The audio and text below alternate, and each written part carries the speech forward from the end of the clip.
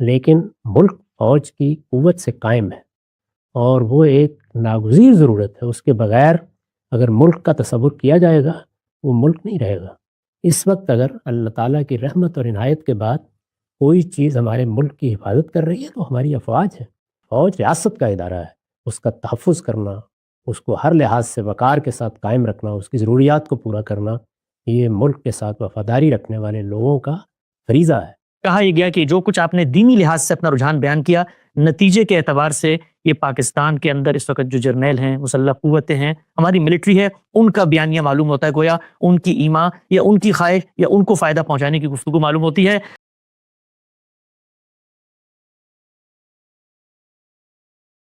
کہا جاتا ہے کہ جو صورتحال ہمیں دنیا بھر میں نظر آتی ہے، جس پر غامدی صاحب بھی کبھی کبھی لب کشائی کرتے ہیں، جو ظلم بھی ہے، پاکستان کے اندر بھی ایک بہت بڑا مسئلہ ہے، اور وہ مسئلہ یہ ہے کہ جن لوگوں کو حکومت کرنے کا اختیار نہیں ہے، وہ عملاً حکومت کر رہے ہوتے ہیں، اور دستور اور قانون جن لوگوں کو حکومت کی ذمہ داری دیتا ہے، وہ ان کے تحت کام کر رہے ہوتے ہیں۔ ہم سب یہ جانتے ہیں اس وقت پاکستان کا ایک ایسا مسئلہ ہے جو 70 سال کی تاریخ رکھتا ہے۔ پاکستان کے اندر فوج کا ایک کردار ہے۔ کہا جاتا ہے کہ یہ جو کچھ کردار تھا، اس کے خاتمے کا بھی ایک واحد ذریعہ ہے، اور وہ ہے انقلاب، بغاوت۔ اسی طریقے سے آپ آغاز کر سکتے ہیں سول نافرمانی یا قانون کے اندر رہتے ہوئے بھی کچھ نہ کچھ اس طرح کے جارحانہ اقدامات۔ پوچھنا میں آپ سے چاہتا ہوں کہ کیسے دیکھتے ہیں آپ اس صورتحال کو کہ جہاں پر ایک ادارے نے، ایک پوری کی پوری اسٹیبلشمنٹ نے ملک کے اندر طاقت کا جو مرکز ہے اس پر ایک طریقے سے عملاً قبضہ برقرار رکھا ہوا ہے، یہاں پر بھی کیا کوئی عملی بغاوت کسی بڑی تبدیلی کا باعث بن سکتی ہے، یا پھر کوئی اور لائے عمل ہے جو آپ سجیسٹ کریں گے؟ ہمارا ملک اللہ کی عنایت سے ابھی تک محفوظ ہے۔ یعنی ایک معاملہ تو ہو گیا کہ 2 حصوں میں سے ایک حصہ الگ ہو کے بنگلہ دیش بن گیا، لیکن محفوظ ہے۔ کسی قوم یا ملک کی حفاظت کی ذمہ داری اصلاً کس نے ادا کرنی ہے؟ قوت نے ادا کرنی ہے، اور قوت کا ارتکاز دور حاضر میں اب مختلف لشکروں میں نہیں ہوتا، وہ ریاست کی فوجی میں ہوتا ہے۔ یہ آپ کے علم میں ہے کہ میں فوج کا بیانیہ کے زیر عنوان وہ جو اس کے لیے استدلال پیش کرتے ہیں اس کا پوسٹ مارٹم کر چکا ہوں، وہ ایک الگ بحث ہے۔ لیکن ملک فوج کی قوت سے قائم ہے، اور وہ ایک ناگزیر ضرورت ہے۔ اس کے بغیر اگر ملک کا تصور کیا جائے گا، وہ ملک نہیں رہے گا۔ پھر وہ اسی طریقے سے چھوٹے چھوٹے ٹکڑوں میں بٹ جائے گا جس طریقے سے بدقسمتی سے بعض ممالک تقسیم ہوئے ہیں۔ وہی صورتحال ہم لیبیا میں دیکھ رہے ہیں، اور اس وقت بھی دیکھیے شام کے ایک حصے پر جہاں تیل کے ذخائر ہیں، امریکہ کا غلبہ ہے، کردوں کے پاس بہت سا علاقہ ہے، اسرائیل نے بہت سا علاقہ لے لیا ہے، تو اس ملک کے بھی بڑی حد تک حصے بکھرے ہو گئے ہیں۔ اس سے اللہ کی پناہ مانگنی چاہیے۔ اس وقت اگر اللہ تعالیٰ کی رحمت اور عنایت کے بعد کوئی چیز ہمارے ملک کی حفاظت کر رہی ہے تو ہماری افواج ہے۔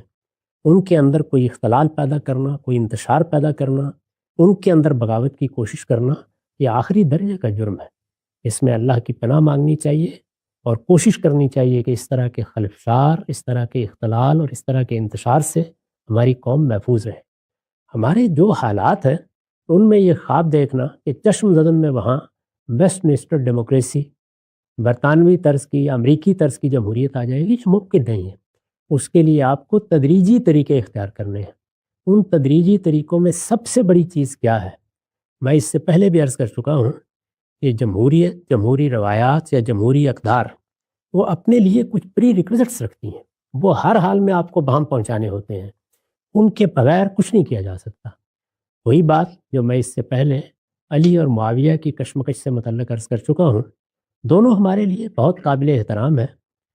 ان میں سے ہر ایک کے ساتھ ہم اس اعتبار سے بھی محبت کرتے ہیں کہ وہ ہمارے پیغمبر کے صحابہ ہیں، اور سیدنا علی تو ہم خاص طور پر جانتے ہیں کہ وہ السابقون الاولون میں سے ہیں، اور رسالت مآب صلی اللہ علیہ وسلم کے قریبی عزیز ہیں۔ رسالت مآب نے ان کو بہت محبت سے پرورش کیا ہے، خود وہ ابتدا میں ایمان لانے والوں میں سے ہیں، وہ ہر مرحلے میں آپ کے ساتھ شامل رہے ہیں۔ ان کے فضائل و مناقب ایسے نہیں ہیں کہ جن کو نظر انداز کیا جا سکے، بڑی محبوب ہستیوں میں سے ہیں۔ اس سب کے باوجود میں نے یہ عرض کیا تھا کہ جس وقت آپ جمہوری نظام قائم کرنا چاہتے ہیں یا لوگوں کی رائے کی بنیاد پر کوئی نظم قائم کرنا چاہتے ہیں، تو اس کے لیے جو پری ریکوزٹس ہیں، جو چیزیں پہلے آپ کو پوری کرنی چاہیے، ان کو میسر کریں۔ اگر آپ ان کو میسر نہیں کریں گے تو پھر انتخاب جمہوریت اور ملوکیت میں نہیں ہوتا، پھر انتخاب ملوکیت اور انارکی میں ہوتا ہے، ملوکیت اور انتشار میں ہوتا ہے۔ اس میں ملوکیت ہی کا انتخاب کرنا چاہیے۔ یہی صورتحال ہمارے ملک کی ہے۔ یہاں پر بھی اگر انتشار، اختلال اور اس طرح کے انقلابی نعروں کے مقابل میں کسی کا انتخاب کرنا ہو تو فوجی کا انتخاب کرنا چاہیے، اس لیے کہ ہمارے پاس تو اب بادشاہ سلامت نہیں ہے، اور بادشاہ سلامت کسی قبیلے یا عصبیت پر کھڑے ہوتے ہیں، وہ چیز ہم نے ختم کر دی۔ مجھ سے تو اگر آپ پوچھیں تو میں یہ کہوں گا کہ سب سے زیادہ فطری طریقہ آزادی کے بعد ملیشیا نے اختیار کیا، یعنی انہوں نے اپنے ہاں اس طرح کی جمہوریت قائم نہیں کی، انہوں نے کانسٹیٹیوشنل منارکی کو اختیار کیا، یعنی دستوری بادشاہت کو۔ ہم وہاں رہے ہیں 10 سال، ہم نے دیکھا ہے مسلمان قوم کی تاریخ کو، اس کی نفسیات کو پس منظر میں رکھا جائے تو سب سے بہتر نظام وہ ہے۔ ہم نے بھی اگر اس کو اختیار کیا ہوتا تو بہت بہتری ہوتی، لیکن اس وقت قوتیں ہی دو ہیں، یعنی ایک طرف ہمارے ہاں کا سیاسی نظام ہے، اس سیاسی نظام میں یہ بڑی غیر معمولی بات ہے کہ ہم نے ایک دستور بنا لیا ہوا ہے، اس دستور پر کم و بیش اتفاق ہے۔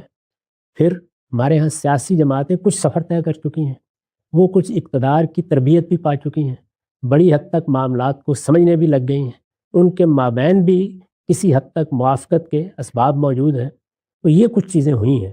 لیکن اس سب کے باوجود جو چیز جمہوریت کی بنیاد بنتی ہے وہ سیاسی جماعت ہے۔ تو اگر آپ سیاسی جماعت جیسی کہ ہونی چاہیے، یعنی وہ نیچے سے اوپر اٹھ رہی ہو، اس میں قیادت اسی طریقے سے تربیت پا رہی ہو، اس میں لوگوں کو وہ مواقع دیے جائیں جو ملکوں میں یہ جمہوری طاقتیں چاہتی ہیں کہ ان کو ملے، یا سیاسی جماعتیں چاہتی ہیں یا سیاسی رہنما چاہتے ہیں کہ ان کو ملے، لوگوں کو آزادانہ طریقے سے خود ان جماعتوں میں اپنی بات کہنے کا حق ہو، ان کے ہاں لوگ اپنے آپ کو پیش کر سکیں کہ ہم ہیں جو تمہاری بہتر خدمت کر سکتے ہیں، ان میں کسی خاندان، کسی شخصیت کی عقیدت کے جذبات کے بجائے اصول، قاعدے، منشور وہ اصل بن چکے ہوں۔ اس طرح کی سیاسی جماعتیں ہیں جو جمہوری اقتدار کو پیدا کرنے کا باعث بنتی ہیں۔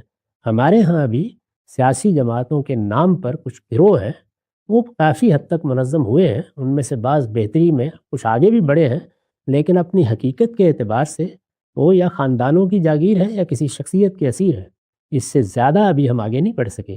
اس طرح کی سیاسی جماعتوں کے ساتھ اس کا شدید اندیشہ ہوتا ہے کہ کسی بڑے انتشار کو آپ دعوت دے بیٹھیں گے، چنانچہ اس میں تدریج کے سوا کوئی راستہ نہیں، تو بالکل یعنی یہاں ہر حال میں آپ کو اپنے مقاصد سامنے رکھنے ہیں، دستور نے جو منزل طے کر دی ہے وہاں تک پہنچنے کی صحیح کرنی ہے، لیکن تدریجی طریقے سے اس کو کسی انقلابی طریقے سے حاصل کرنے کی کوشش کی جائے گی تو ہم اپنے ملک کی سالمیت کو برباد کر بیٹھیں گے، اور ایسے انتشار کو دعوت دیں گے جس سے پھر صدی 2 صدی تک نکلنا آسان نہیں ہوتا۔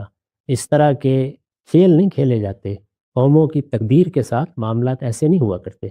اس وجہ سے میرے نزدیک ہمیں کسی انقلاب کی ضرورت نہیں ہے، صرف یہ ضرورت ہے کہ لوگوں کا شعور بہتر کیا جائے، ان کے سوچنے کے انداز کو بدلا جائے۔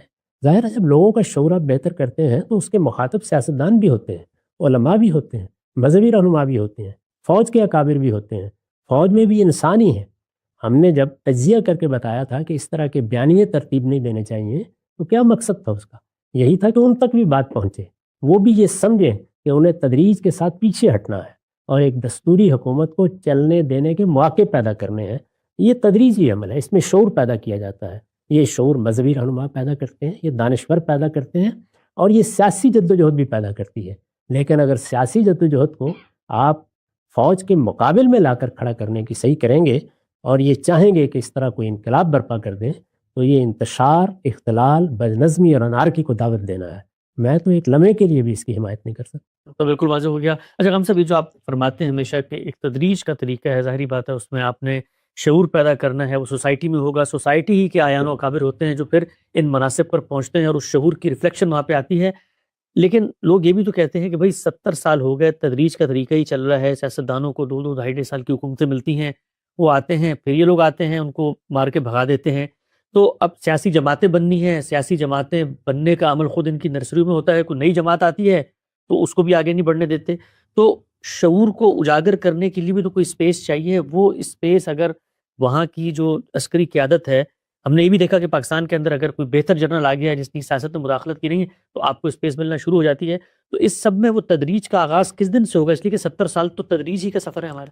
وہ جو کچھ غلطیاں کرتے رہے ہیں ان پر ہم تفصیلی تنقید کر چکے ہیں، جی یعنی کس طرح کے پروجیکٹ انہوں نے بنائے ہیں، اس میں کیا حماقتیں کی ہیں، اس کے کیا نتائج ہیں جو ہم بھگت رہے ہیں، اس کے نتیجے میں جان و مال کا کتنا نقصان ہوا ہے، اس میں جو پروجیکٹ خاص طور پر ہمسایہ ملکوں سے متعلق بنائے گئے ان میں کیسی تکلیف دہ صورتحال اب پیدا ہو گئی ہے کہ ہر روز ہم سنتے ہیں کہ آج 8 ہمارے فوجی شہید ہو گئے، آج 7 شہید ہو گئے، آج 4 شہید ہو گئے، وہ سب اپنی جگہ، لیکن اس کے بعد بھی یہ چیز گوارا نہیں کی جا سکتی کہ کوئی اختلاط اور انتشار کا طریقہ اختیار کیا جائے۔ تدریج کے لیے یہی ہوتا ہے کہ آپ اس پر توجہ دیتے ہیں کہ ہمیں وہ پری ریکوزٹ فراہم کرنے ہیں، وہ کئی صورتوں میں فراہم ہو رہے ہیں۔ مثال کے طور پر ایک نظر پیچھے ڈال کے دیکھیں، ایک زمانہ تھا کہ ہمارے ہاں اس کا کوئی تصور نہیں تھا کہ آزاد اخبار نکالا جا سکتا ہے، کہ اب بھی وہی صورتحال ہے۔ اس کا کوئی تصور نہیں تھا کہ کیا پی ٹی وی کے سوا بھی کوئی چینل قائم کیا جا سکتا ہے، کوئی تصور نہیں تھا۔ آپ ذرا ایک نظر ڈال کے دیکھیں۔ اسی طرح تنقید کے مواقع کہاں تک ہو سکتے ہیں، آپ تقابل کر کے دیکھیں، اس میں زمین آسمان کا فرق واقع ہو چکا ہے۔ سیاسی جماعتیں ہمارے ہاں اس طریقے سے تھیں نہیں، ایک جماعت تھی جس نے یہ ملک بنایا تھا۔ 71 کے انتخابات سے پہلے ایک نئی جماعت وجود میں آئی، وہ اس وقت سوشلزم کا نعرہ لے کے آئی تھی، خود اس کو ارتقاء اور تدریج کے بہت سے مراحل سے گزرنا تھا، وہ گزری ہے، اس میں بڑے حادثے اس جماعت کے ساتھ ہوئے ہیں، یہ اپنی جگہ بالکل درست، لیکن آپ کو بہرحال یہی کرنا ہے کہ آپ اس پہ توجہ دیں کہ سیاسی جماعتیں حقیقی سیاسی جماعتیں بنیں، یعنی ان میں آتے وقت آدمی کو یہ احساس نہ ہو کہ مجھے کسی شخص یا کسی خاندان کی بستہ برداری کرنی ہے۔ اچھے لوگ، باوقار لوگ، وہ لوگ جو اپنی ایک رائے رکھتے ہیں، جن کے اندر قیادت کی صلاحیت ہے، وہ فیصلہ کریں کہ ہم ان کا حصہ بنیں گے۔ ان کے لیے وہاں وہ مواقع موجود ہوں جن میں وہ بلاگ طریقے سے اپنی بات کہہ سکیں، انصاف کے ساتھ آگے بڑھ سکیں۔ خود جماعتوں کے اندر انتخابات کی روایت قائم کی جائے، یعنی وہ انتخابات جن میں اس کا کوئی تصور نہ کیا جا سکتا ہو کہ لوگوں کو کسی خاص طریقے سے ایک جانب ہانکا جا سکتا ہے۔ خود ان کے اندر فیصلے کیسے ہونے چاہیے، ان کے ادارے کیسے فیصلے کریں، بحث کس طریقے سے ہو، یہ سب روایات مستحکم کرنے میں کوئی رکاوٹ نہیں ہے، اس میں کبھی کوئی رکاوٹ ڈالی بھی نہیں گئی۔ تو میرے نزدیک یہ وہ کام ہے جو پہلے مرحلے میں کرنے کے ہیں۔ یہ جس طرح ہوتے چلے جائیں گے اور سیاسی جماعتوں میں ایک خاص اخلاقی وقار آ جائے گا، ان کے فیصلوں میں جمہوریت آئے گی، ان کے اندرونی ماحول میں ایک دوسرے کا احترام آ جائے گا، تو آپ یہ دیکھیں گے کہ پھر یہ ممکن نہیں ہوگا کہ افواج کوئی پروجیکٹ بنا کے کبھی اس آدمی سے کام لے لیں اور کبھی اس آدمی سے کام لے لیں، پھر پوری سیاست ان کے مقابل میں کھڑی ہوگی، لیکن اصولوں پر مقابل میں، اس معنی میں نہیں کہ کوئی تخریب کر رہی ہے یا خود فوج میں کوئی انتشار پیدا کر رہی ہے، بلکہ اس جگہ کہ اس کا ایک موقف ہے، اس موقف کے ساتھ اپنی بات استدلال سے کہہ رہی ہے۔ یہ صورتحال ابھی تک ہمارے یہاں پیدا نہیں ہو سکی۔ تو میرے نزدیک بات یوں نہیں ہے کہ ہمیں کوئی کام کرنے کا موقع نہیں ہے، بے شمار کام ہیں جن کے کرنے کے لیے مواقع ہیں، سپیس ہے، لیکن ہم ان کاموں کو چھوڑ کر جلد بازی میں مبتلا ہوتے اور یہ خیال کرتے ہیں کہ ایک نعرہ ہو لگایا جائے گا، اس کے بعد ہم اقتدار میں پہنچ جائیں گے، اور یا پھر دائیں بائیں مختلف لوگوں کی طرف دیکھتے ہیں کہ کون ہماری مدد کرنے کے لیے آتا ہے۔ یہ بجائے خود فکر و نظر کا افلاس ہے۔ صحیح طریقہ یہ نہیں ہوتا، اپنے ملک کی سالمیت کو مقدم رکھنا چاہیے۔ افواج قوت فراہم کرتی ہیں، ان میں کسی انتشار کا تصور بھی نہیں کرنا چاہیے، اور جو کچھ بھی انہوں نے اس ملک میں پچھلے 60-70 سال میں غلط اقدامات کیے ہیں، ان پر شائستہ مہذب تنقید جاری رکھنی چاہیے۔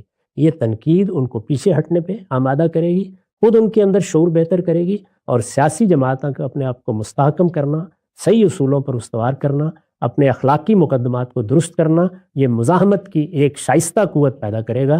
ان دونوں کے امتزاج سے تبدیلی آئے گی اور لازمن آئے گی۔ نقطہ بالکل واضح ہو گیا۔ اچھا ہم سب خاتمے سے پہلے میں چاہتا ہوں ایک جو دوسری طرف کا ذہن ہے اس کا ایک چھوٹا سا مقدمہ جو ہمارے یہاں آج کل بہت رائج ہے، اس کو میں آپ کو پیش کر کے پوچھنا چاہتا ہوں کہ کہا جاتا ہے کہ بھائی آپ آتے ہیں ہماری سیاسی جماعتوں میں مداخلت کرتے ہیں، جوڑ توڑ کرتے ہیں، انتخابات پر اثر انداز ہوتے ہیں، اپنی منمانی قیادت کو لا کر اختیار پر برجمان کر دیتے ہیں، اس کے نتیجے میں بھی معیشت کا، جان کا، مال کا، آبرو کا، سب کا نقصان ہوتا ہے، یہاں تک کہ ہماری تاریخ میں تو ملک بھی 2 لخت ہوا۔ تو آپ جب ہمارے ساتھ یہ جوڑ توڑ کرتے ہیں تو ہم آپ کے ادارے کے اندر یہ تقریب کیوں نہیں کر سکتے کہ بھئی ہم آپ کے بھی من پسند جرنیلوں کو الگ الگ کریں اور اپنی طرز کی جو جرنیل ہیں ان کو اوپر لے کر آئیں اور ان کے ساتھ مل کے ہم حکومت کی خواہش پورا کریں؟ دونوں طرف تو برابر کا معاملہ ہو رہا ہے۔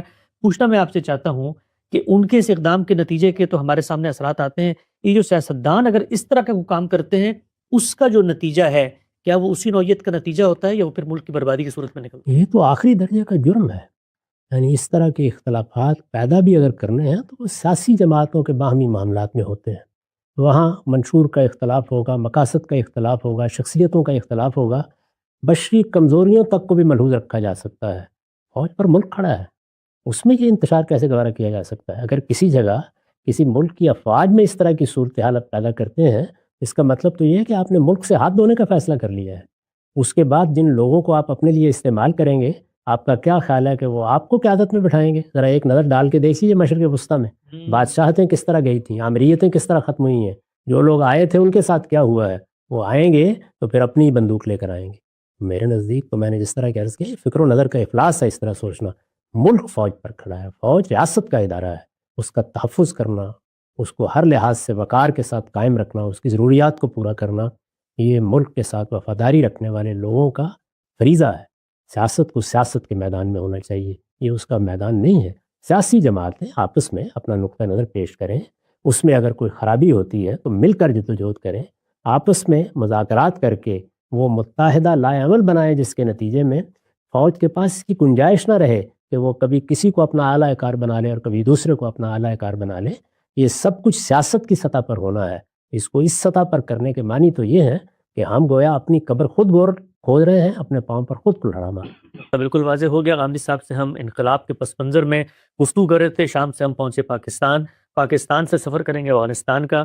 ایک انقلاب خود ہماری یہاں کے رجیم نے وہاں بپا کیا، اور کل کی خبر یہ ہے کہ طالبان کے وزیر خارجہ نے یہ کہا کہ پاکستان ماضی سے سبق سیکھے، اور تاریخ میں پہلی دفعہ پاکستان نے ان انقلابیوں پر فضائی حملہ کیا ہے کہ جن کی آمد کو دیکھ کر ہماری آنکھیں چمک جاتی تھیں. اس انقلاب کا کیا نتیجہ نکل سکتا ہے؟ غامدی صاحب سے زیر بحث لے کر آئیں گے. وقت یہاں پہ ختم ہوتا ہے. دوبارہ حاضر خدمت ہوں گے. اب تک آپ کا کب اصولی سوال ہم نے آپ سے پوچھا تھا دین کی رہنمائی میں، آپ نے اس کا جواب بھی دیا.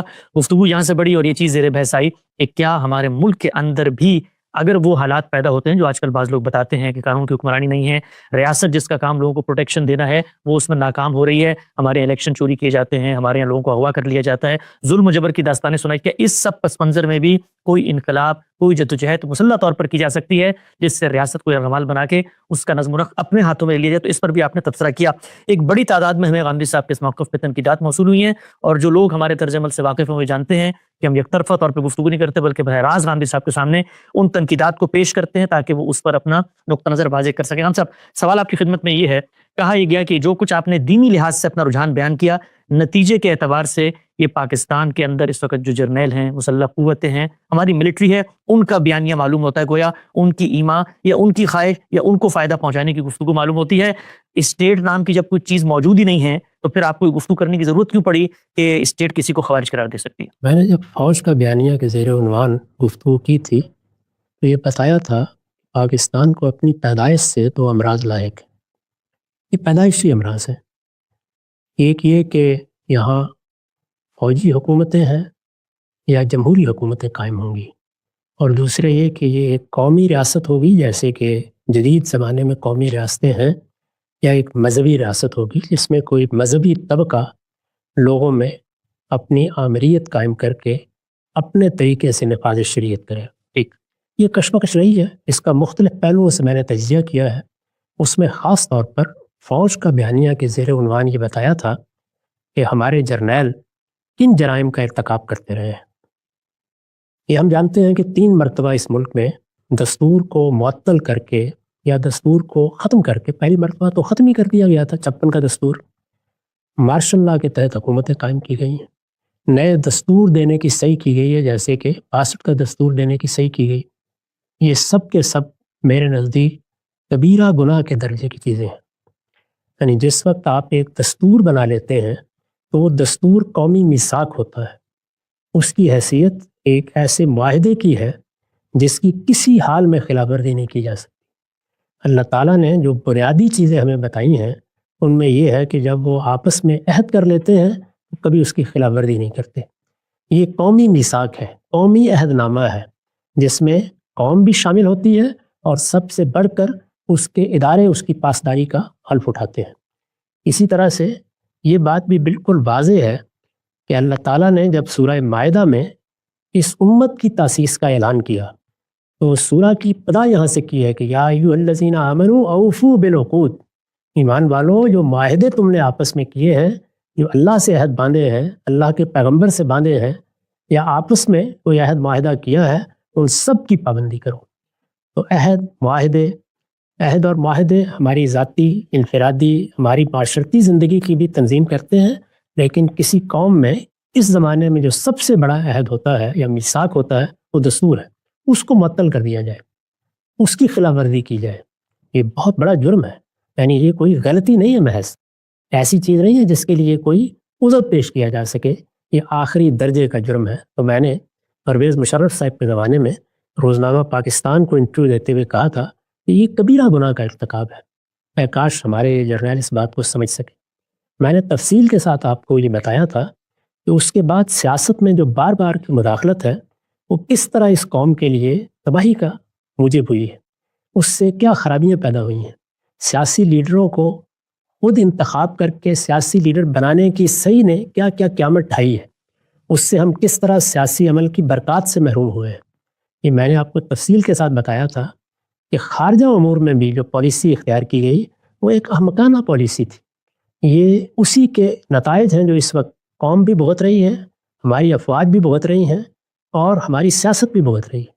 اندازہ کیجئے کہ جب میں متنبع کر رہا تھا بار بار کہ ایک خاص نقطۂ نظر کے ماننے اور جاننے والے لوگ جو جمہوریت پر ایمان ہی نہیں رکھتے، ان کی آپ پشت پناہی کر کے اپنے ہمسائے میں ایک حکومت بنا دیں گے، اور وہ جس نقطۂ نظر کے حاملین ہیں اس کی بنیاد ان کے نزدیک مذہب پر ہے، اور یہاں کے سب مذہبی ادارے ان کو وہی تعلیم دیتے رہے ہیں، تو یہ آپ اپنے لیے خود گڑھا کھود رہے ہیں۔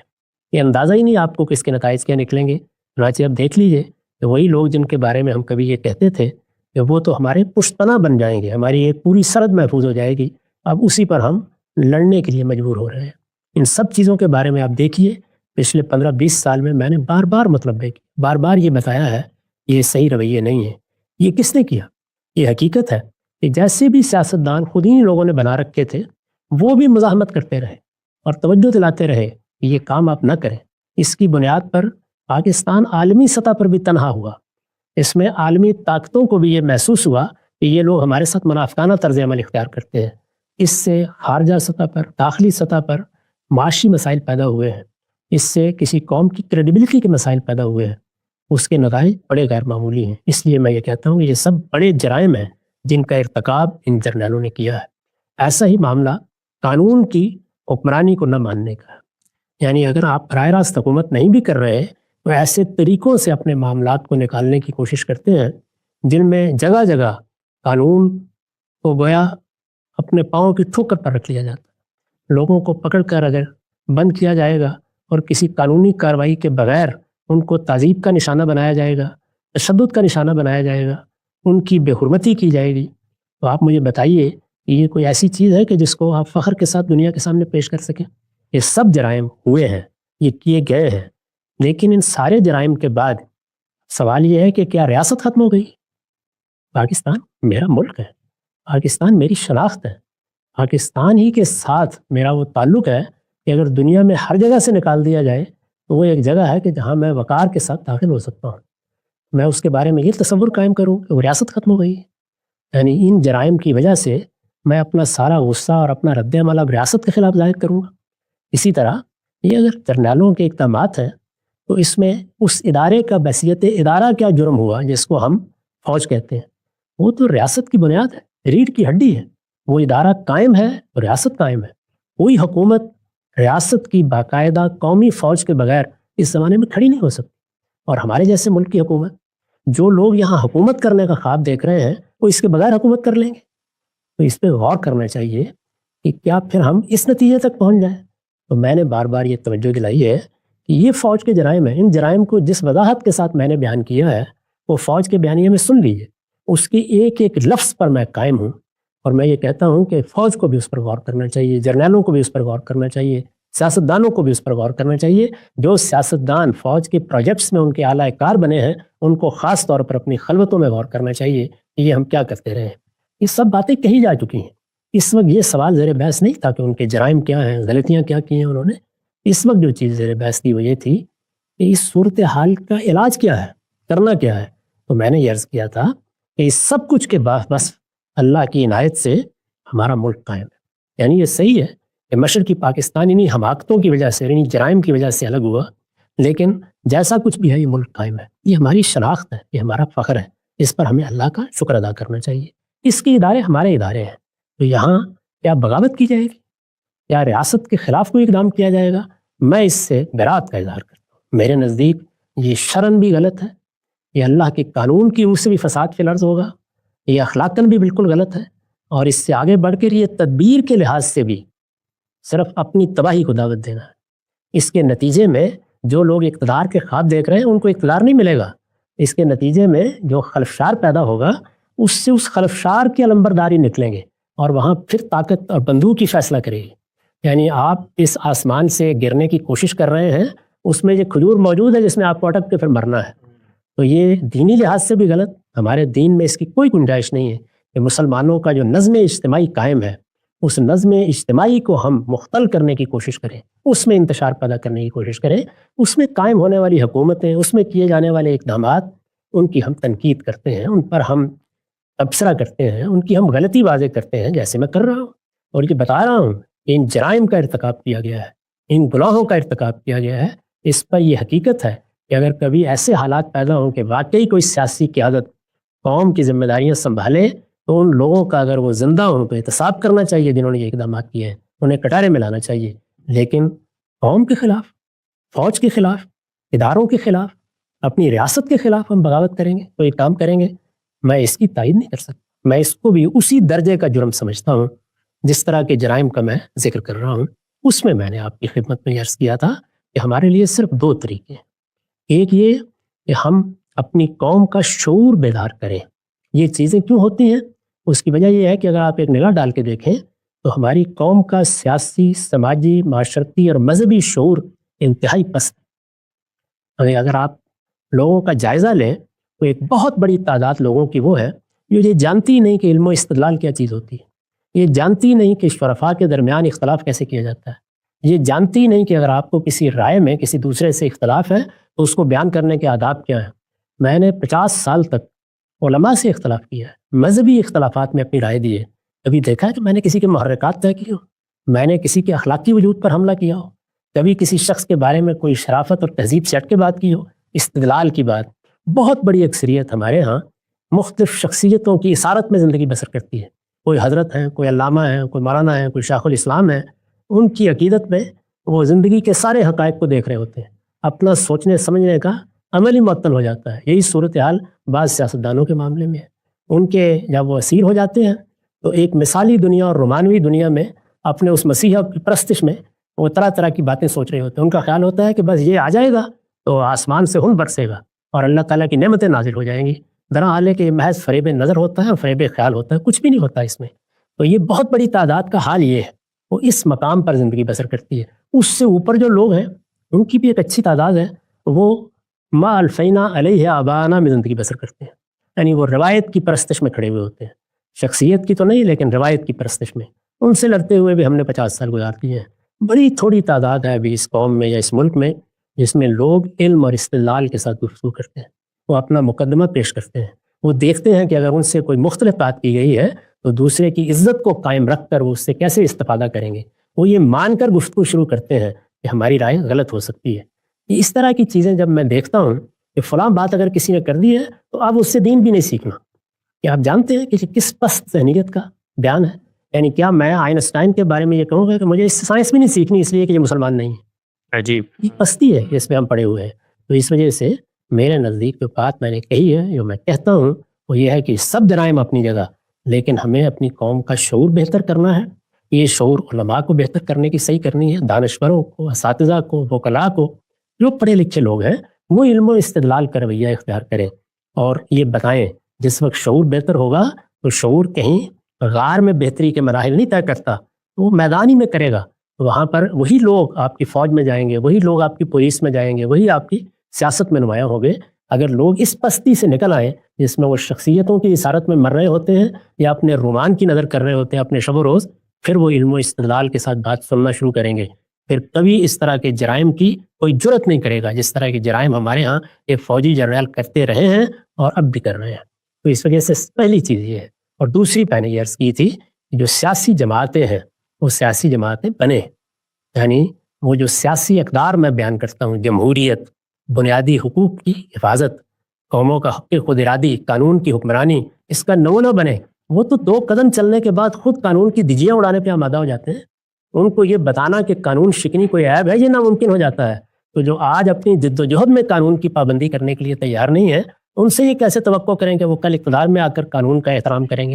تو ان اقدار کا شعور خود سیاسی جماعتوں میں ہو, اور ایسی سب سیاسی جماعتیں بنیں جو نیچے تک اس کا بہترین نمونہ ہو.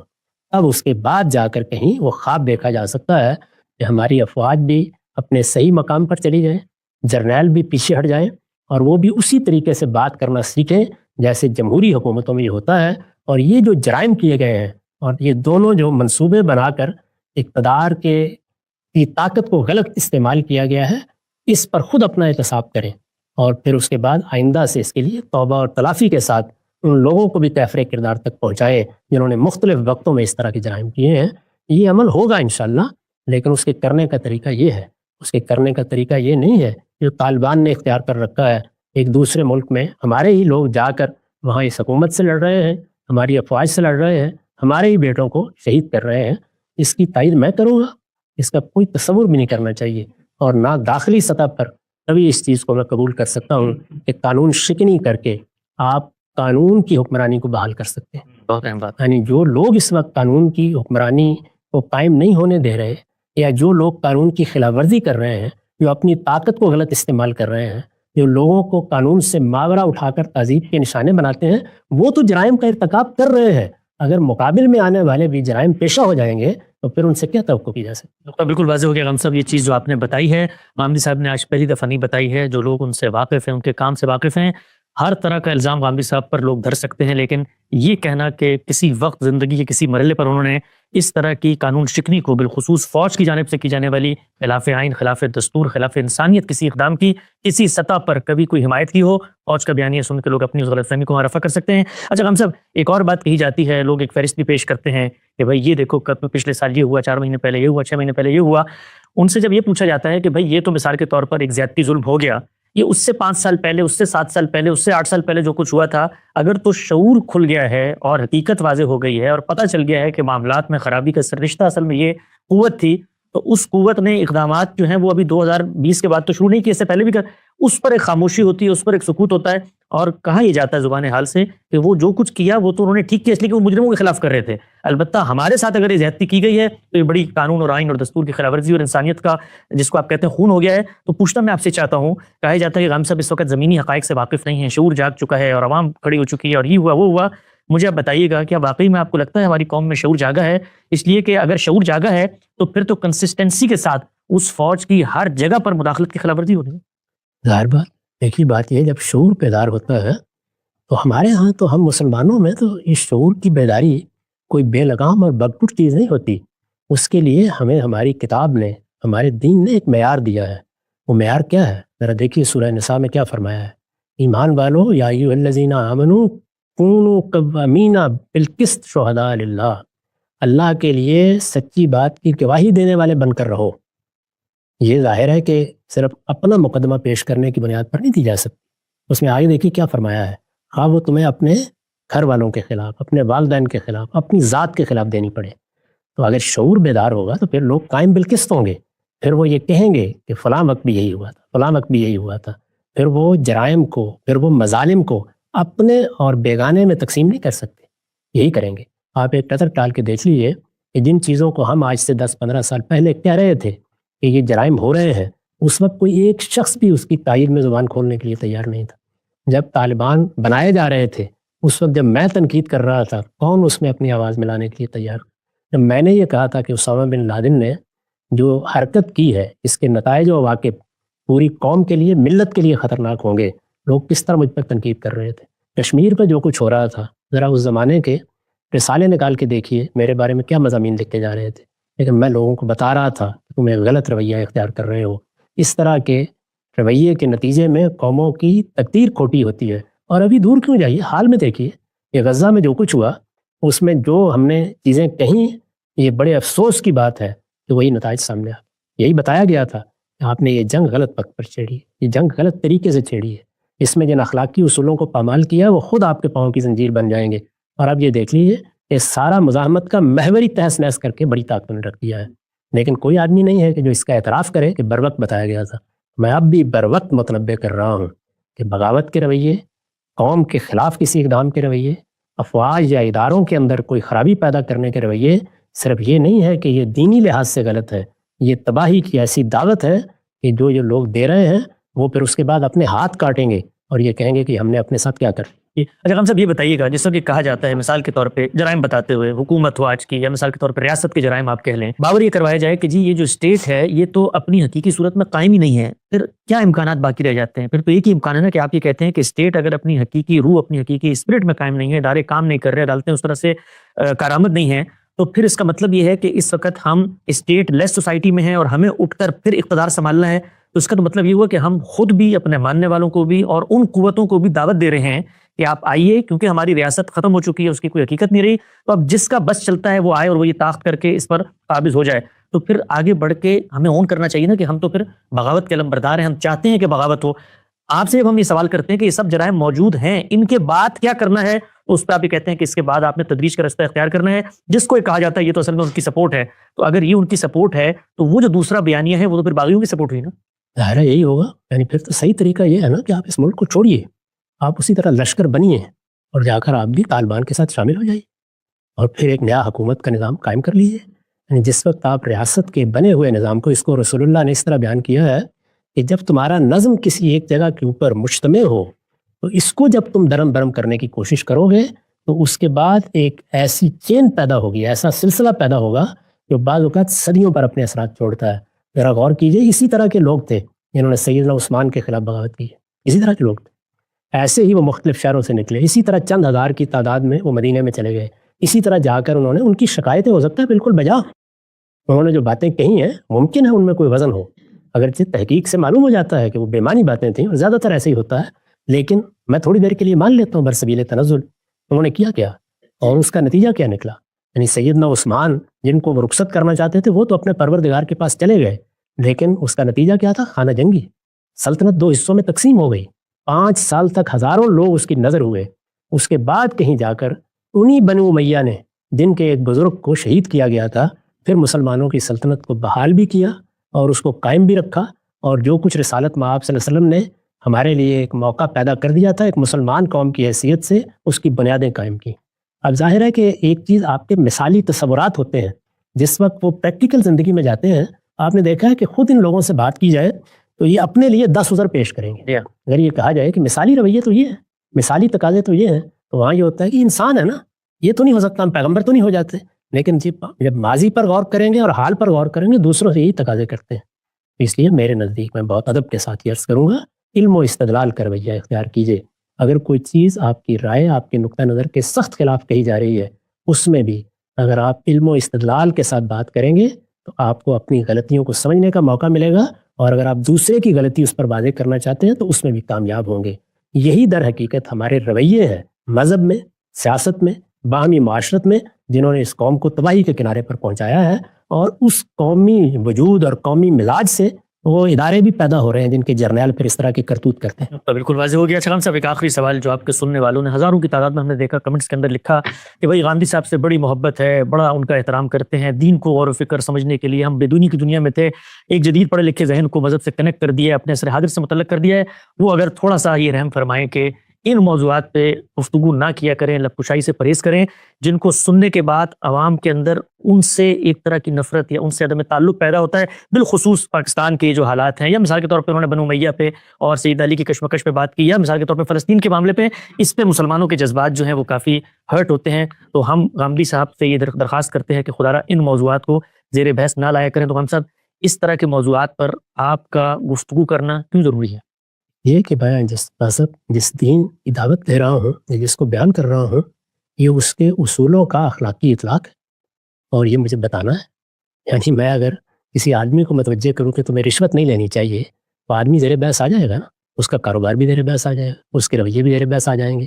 یہ تینوں چیزیں جن کی طرف آپ نے توجہ دلائی ہے، یہ ہمارے قومی رویوں کو وجود پذیر کرنے کا ذریعہ ہے۔ تو یہ کوئی آگے روبوٹ بیٹھے ہوئے ہیں، قوم ہے، جب تک یہ اس رومانویت سے نکلے گی نہیں اور نکل کر علم و استدلال کی روشنی میں رائے قائم کرنے کا طریقہ نہیں سیکھے گی، یہ مذہب کو بھی نہیں سمجھ سکتی، اور اس کا علمی زوال بھی اسی انتہا پر رہے گا، یہ سائنس کی بھی تشکیل نو نہیں کر سکتی۔ تو بالکل واضح ہو گیا غامدی صاحب سے ہم ان تنقیدات پر وضاحت طلب کر رہے تھے جو گزشتہ گفتگو میں سامنے آئی. وقت یہاں پہ ختم ہوتا ہے. دوبارہ حاضر خدمت ہوں گے. اب تک آپ کو بہت